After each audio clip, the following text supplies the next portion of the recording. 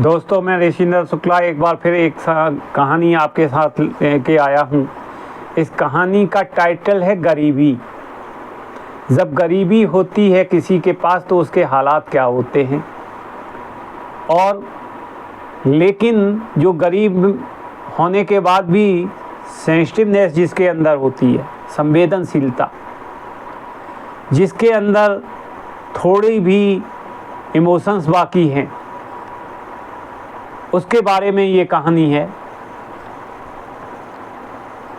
क्या होता क्या है, और ये सत्य घटना है, ये मैं बता रहा हूँ। मैं क्या था, मैं एक बॉम्बे में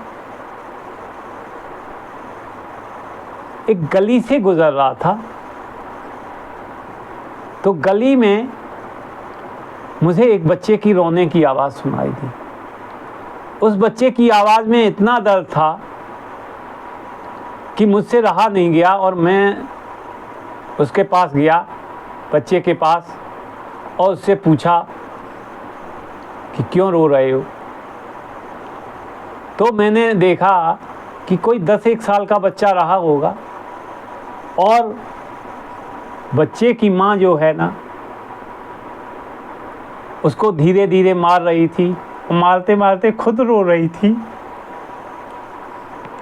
तो मैंने आगे होकर पूछा, बहन जी, आप इस छोटे बच्चे को क्यों मार रही हो जब आप भी खुद भी रोती हो। तो वो कहती क्या है कि भाई साहब, इसके पिताजी भगवान को प्यारे हो गए हैं, हम लोग बहुत गरीब हैं। उनके जाने के बाद लोगों के घर में काम करके घर और इसकी पढ़ाई का खर्च बमुश्किल उठा पाती हूँ, और यह कमबख्त स्कूल रोज़ाना देर से जाता है और रोज़ाना देर से आता है। जाते हुए रास्ते में कहीं खेल कूद में लग जाता होगा, और पढ़ाई की तरफ ज़रा भी ध्यान नहीं देता, जिसकी वजह से रोज़ाना अपनी स्कूल की यूनिफॉर्म भी गंदी कर लेता है। मैंने बच्चे और उसकी माँ को जैसे तैसे थोड़ा समझाया और चला आया। इस घटना को कुछ ही दिन बीते होंगे, मैं गया सब्जी मंडी थोड़ी सी सब्जी लेने के लिए। तो सुबह का टाइम था, तो मैंने देखा क्या कि यार, वही लड़का जो है, जो मार खाता है डेली अपनी माँ से, वो मंडी में घूम रहा है, और जो दुकानदार अपनी दुकानों के सामने उसे सब्जी खरीद कर अपनी बोरियों में डालते, तो उनमें से कोई जो सब्जी ज़मीन पर गिर जाती है, वो बच्चा उस सब्जी को उठाकर अपनी झोली में डाल देता है। यह नज़ारा देखकर परेशानी में मैं सोच रहा था कि यार, ये चक्कर क्या है लड़के का।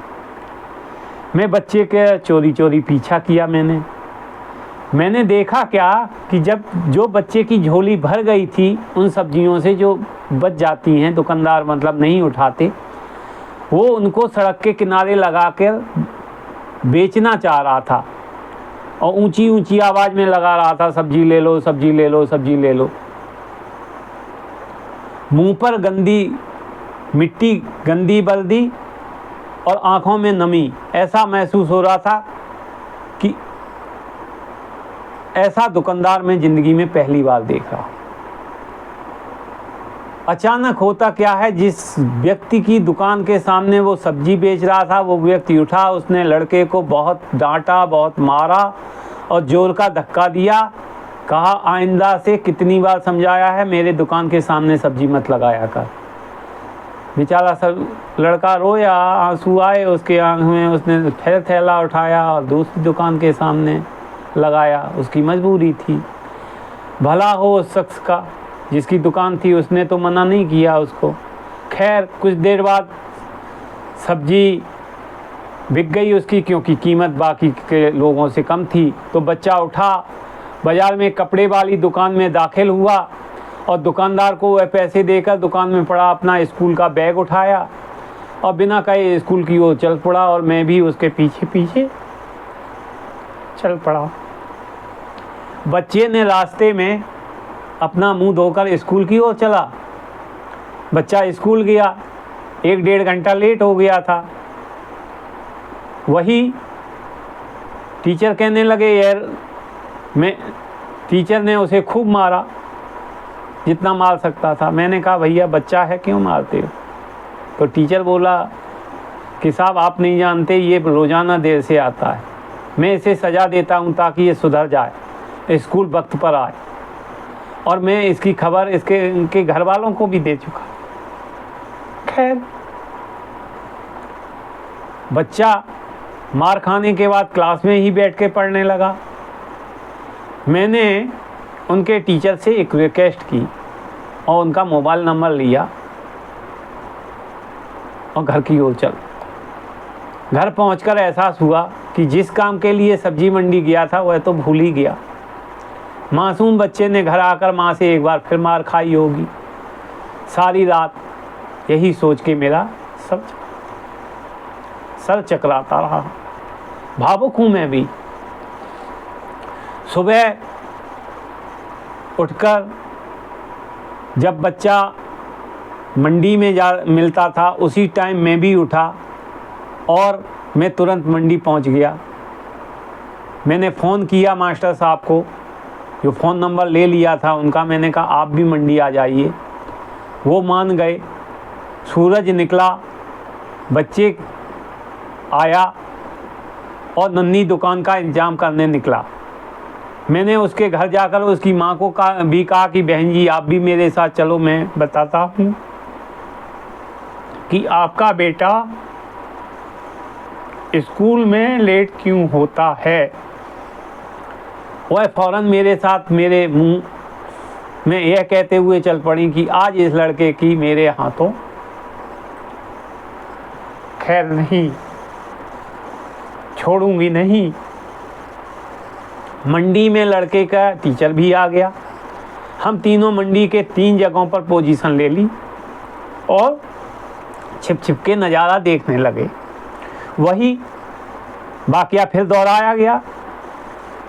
डांट फटकार धक्के खाए लड़के ने, जगह जगह दुकान लगाई, फिर आखिरकार सब्जी बेची दी उसने और वो उसने दुकान पर चला गया, पैसे दिए दुकानदार को, अपना बैग वापस लिया।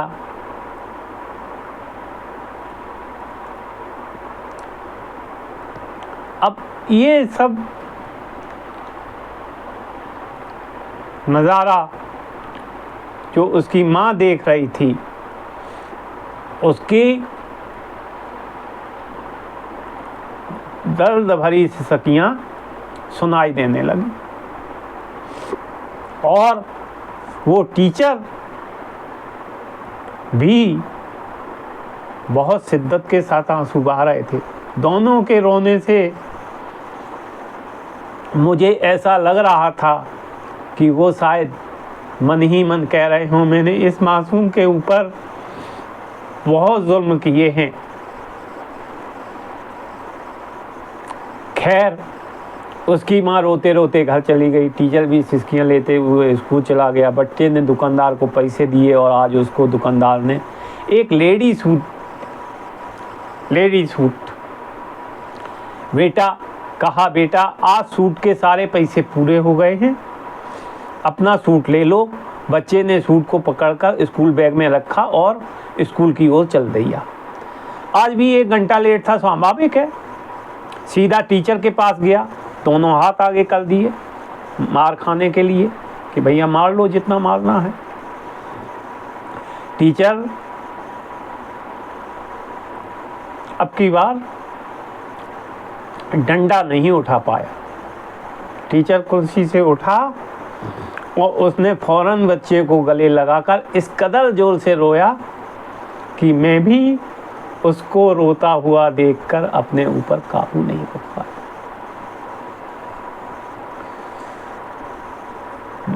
मैंने अपने आप को संभाला, आगे बढ़कर टीचर को चुप कराया और बच्चे से पूछा कि यह जो बैग में सूट है वो किसके लिए है। बच्चे ने रोते हुए जवाब दिया कि मेरी माँ अमीर लोगों के घरों में मजदूरी करने जाती है। मेरी माँ अमीर लोगों के घर में मजदूरी करने जाती है और उसके कपड़े फटे हुए होते हैं, कोई जिस्म को पूरी तरह से ढांपने वाला सूट नहीं है। और मेरी माँ के पास पैसे नहीं है, इसलिए मैं अपनी माँ के लिए ये सब काम कर रहा हूँ। तो मैंने उससे पूछा, यह सूट अब घर ले जाकर माँ को आज ही दे दोगे? तो बच्चा कहता है, नहीं,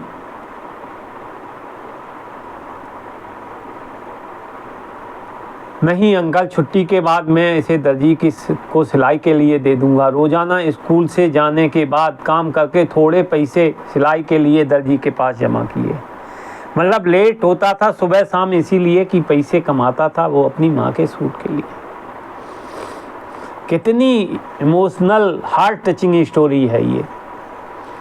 टीचर और मैं सोच कर रोते जा रहे थे। आखिर कब तक हमारे समाज में गरीबों के साथ ऐसा होता रहेगा? उन बच्चों के त्योहारों की खुशियों में शामिल होने के लिए जलते रहेंगे आखिर कब तक? क्या ऊपर वाले ने इन जैसे गरीबों के लिए कोई हक नहीं बनाया इस दुनिया में? क्या हम अपनी खुशियों के मौके पर अपनी खुशियों में से थोड़े पैसे निकालकर अपने समाज में मौजूद गरीब और बेसहारों की मदद नहीं कर सकते? आप सभी ठंडे दिमाग से इस चीज़ पर ज़रूर विचार करिएगा।